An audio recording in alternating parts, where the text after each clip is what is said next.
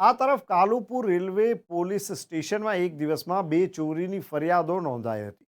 બેંગ્લોરની મહિલા ભાઈના લગ્ન હોવાથી પતિ સાથે ટ્રેનમાં અમદાવાદ આવી હતી, ત્યારે અજાણ્યા શખ્સે સૂટકેસમાંથી સોના ચાંદીના દાગીના સહિત રૂપિયા 7.77 લાખના મુદ્દામાલની ચોરી કરી હતી. તેમજ મુંબઈના જ્વેલર્સ પત્ની સાથે પાલીતાણા જઈ રહ્યા હતા, ત્યારે તે સમયે દાગીના સહિત કુલ રૂપિયા 3.75 લાખની મત્તાની ચોરી થઈ હતી.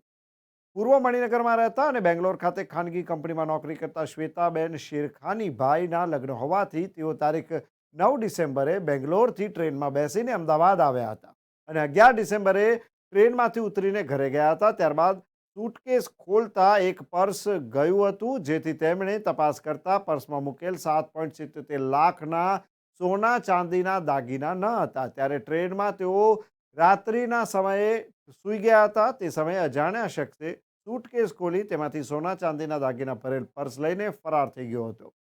બીજા બનાવમાં મુંબઈમાં રહેતા જ્વેલર્સનું કામ કરતા દેવાંગભાઈ ઝવેરી તારીખ 9 જાન્યુઆરીએ પાલીતાણા જવા પત્ની સાથે વીકલી સુપરફાસ્ટ એક્સપ્રેસ ટ્રેનમાં બેઠા હતા અને બાદમાં રાત્રિના સમયે તેઓ ટ્રેનમાં સૂઈ ગયા હતા.